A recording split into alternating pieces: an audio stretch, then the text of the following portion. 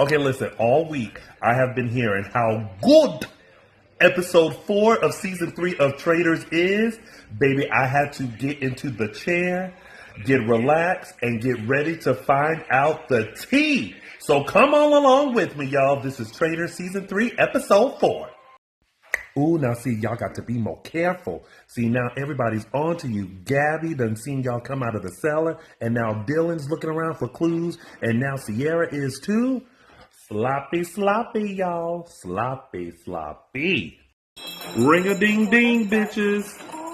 Don't nobody know what's happening. Oh, my God. No, ma'am. What's going on? Not those coffins. Oh I would immediately be like Danielle. Look at her. She started praying. Same girl. It's too much. Oh, this year y'all made sure to let us know, oh yeah, baby, they in the coffins. They waiting they final fate. And guess what? None of y'all can find out. Go back to the house. Go to sleep. You'll find out in the morning. Oh, le drama, honey. Not me trying to figure out the angle in which Bob is to see who got the nail in the coffin. I can't even figure it out. I have no idea who they murdered. I feel like the one they should keep, though, is Jeremy. But we'll see. Now, riddle me this. Gabby done sat there and told y'all she was walking around the castle, went to the bar, didn't see anybody, felt creepy, heard Danielle come out of the wine cellar, and then Chriselle say they had to have met at some point. It probably went down in there. And y'all still don't think Danielle is a traitor? Somebody put on a detective hat. Do we want to talk about the bookcase? No, don't talk about the bookcase. Just leave it among y'all. Excuse me, guys. Oh, Lord. Now, Gabby, did you honestly think that you were going to be able to figure out who the traitor was by asking the table who went into the bookcase? But if you were paying attention, it was all laid out for you. You gotta be thinking and watching. Oh, y'all got rid of Jeremy? I mean, that was smart. That was smart, because he was on to y'all. Oh, but I'm sorry, Jeremy. Oh, Carolyn. Carolyn is going through it. Listen, Carolyn, you're going to have to speak up. You're going to have to let them know, hey, that ain't the move. I mean, it was the move. But that ain't the move. You got to let them know. Okay, listen. The talk about who the traitor could possibly be, if they were in the coffin or not, that is the tea. However, this whole thing about it being either Nikki or Sierra, y'all are way off about that. Y'all got to think about it. They were smart. They threw everybody into chaos, but there are two people, Dylan and Dolores. Y'all are on it. I'm going to start calling this the fashion moment of Alan. Sometimes you just got to have a moment to appreciate fashion in the midst of murder. Work it. Now listen, I don't know who this man is, but y'all need to give him a raise, because that man is working these castle grounds. Do you hear me? Okay, we pausing for another Alan fashion moment. Now here's the thing. I love how they keep embellishing the outfit throughout the episode. Because at the beginning, for breakfast, it was given like Duchess of Scotland, right? And now it's giving Enchantress of the Forest. You see where we're going here? Listen, let me tell you something. I'm no Bob the Builder, but when I tell you I would build this statue in a heartbeat so that I could get a shield and be protected from murder, because a lot of y'all need it, because there's a lot of names being thrown around. So y'all better get up this hill and make these statues quickly. Now, see, at first, I was thinking, Bob, ain't nobody got time to figure out who needs a shield and all that kind of stuff. But now, y'all should have had a meeting. Because y'all should have brought all the bodies up there and then decided, okay, who needs a shield? Okay, grab your head and you go.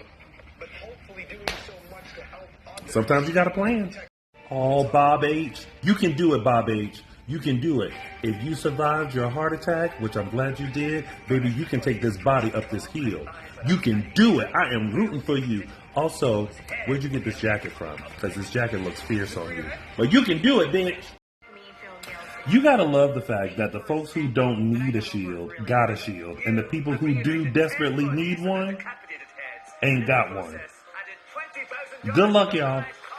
But at least y'all got $20,000. Does anyone feel aggrieved about the fact they don't have a head on top of a statue? Hey, whatever happens, happens.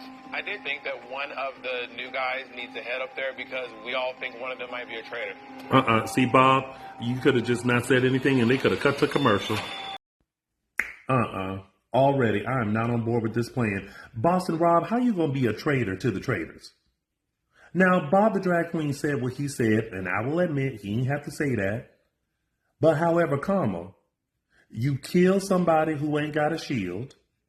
Y'all go up in the catacombs. Y'all have a discussion and say, look, we not going to keep throwing suspicion on each other. We have to work together. Fix it, Jesus. Oh, everybody always looking out for themselves. Okay, on a side note, though, no tea, no shade, no pink lemonade. But Sierra, you are giving Tyra Banks. Like, it's giving. Okay, you better serve, bitch. The more I keep watching, the more I keep getting heated. Because Boston Rob is literally going around getting votes for Bob the Drag Queen. And I don't know how to feel about that. I feel some kind of way about that. Like, I'm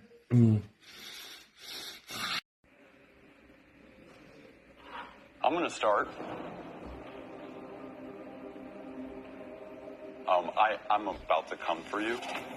This is the most polite way to start your accusation of, I think you're a traitor. And here's why. And he calmly said the reasons why. So nice, so polite. You know, the past couple roundtables, I don't feel confident about anything. And I really need somebody to come in with something that is confident. Ooh, this is so tough. This is so tough. Dylan, if you were doing it on your own, I would be here for it. But the fact that Boston Rob is trying to get you to do the dirty work, I'm not here for it. Nah, I don't care what Bob said at that mission. For some reason, this feels personal. Boston Rob going after Bob feels personal for whatever reason. And even though they both traitors, I don't like what just happened. Oh, I see, Boston Rob. Bob the Drag Queen is a threat because you can't control the game. You got the Drag Queen controlling the game. So that's what it is. Nailed it. Danielle, if it's anybody's vote that hurts the most, is yours. Ride or die. You should have picked somebody else. You could have picked Nikki. You could have picked Sierra. Let me make this clear. It would have been one thing if one of the faithfuls had actually been on Bob's scent, which, if y'all watched my stories, they were. I was giving props to Dylan and everything like that. But what is irritating me is the fact that it was Rob who spearheaded this whole campaign against Bob. Him who spearheaded this, who is a traitor himself. As my grandmother would say, something ain't right in the buttermilk. Why were you so determined to get Bob out?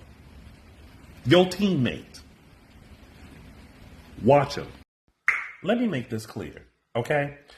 It would have been one thing if Dylan, as a faithful, had spearheaded this campaign and being like, listen, I think it's Bob the Drag Queen, and here are the reasons why, and was able to convince everyone else that it was Bob. However, the fact that it was Boston Rob, who is also a traitor himself, who spearheaded this whole campaign to make sure Bob, the Drag Queen, got banished, that is what irritates me. That is what, and it's not about, oh, it's a game, it's a game. No, that was deliberate. Because like I said, you could have went up in the catacombs and had a discussion with him, but you were shooketh because Bob had a better hold of the game than the legend himself. The nerve, the audacity, and the gall. On one hand, I'm happy that the faithful's called a traitor. On the other hand, Boston Rob, you dirty as fuck.